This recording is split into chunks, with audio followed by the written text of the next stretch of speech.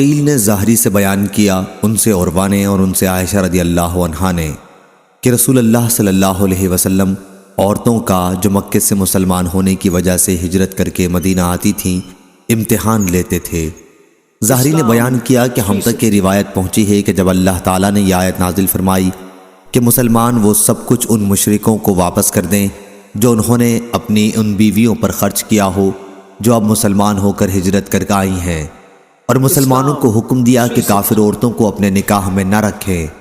تو عمر رضی اللہ عنہ نے اپنی 2 بیویوں قریبہ بنت ابی امیہ اور ایک جرول خزائی کی لڑکی کو طلاق دے دی۔ بعد میں قریبہ سے معاویہ رضی اللہ عنہ نے شادی کر لی تھی کیونکہ اس وقت معاویہ مسلمان نہیں ہوئے تھے، اور دوسری بیوی سے ابو جہم نے شادی کر لی تھی، لیکن جب کفار نے مسلمانوں کے ان اخراجات کو ادا کرنے سے انکار کیا جو انہوں نے اپنی کافرہ بیویوں پر کیے تھے، تو اللہ تعالیٰ نے یہ آیت نازل فرمائی، اور تمہاری بیویوں میں سے کوئی کافروں کے یہاں چلی گئی تو وہ معاوضہ تم خود ہی لے لو۔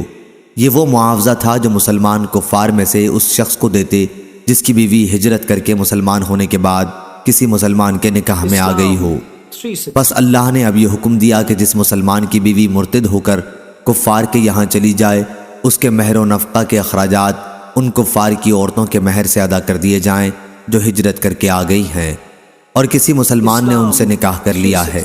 اگرچہ ہمارے پاس اس کا کوئی ثبوت نہیں کہ کوئی مہاجرہ بھی ایمان کے بعد مرتد ہوئی ہوں، اور ہمیں یہ روایت بھی معلوم ہوئی کہ ابو بصیر بن اسید ثقفی رضی اللہ عنہ جب نبی کریم صلی اللہ علیہ وسلم کی خدمت میں مومن و مہاجر کی حیثیت سے معاہدے کی مدت کے اندر ہی حاضر ہوئے تو اخنس بن شریق نے نبی کریم صلی اللہ علیہ وسلم کو ایک تحریر لکھی جس میں اس نے ابو بصیر رضی اللہ عنہ کی واپسی کا مطالبہ آپ سے کیا تھا۔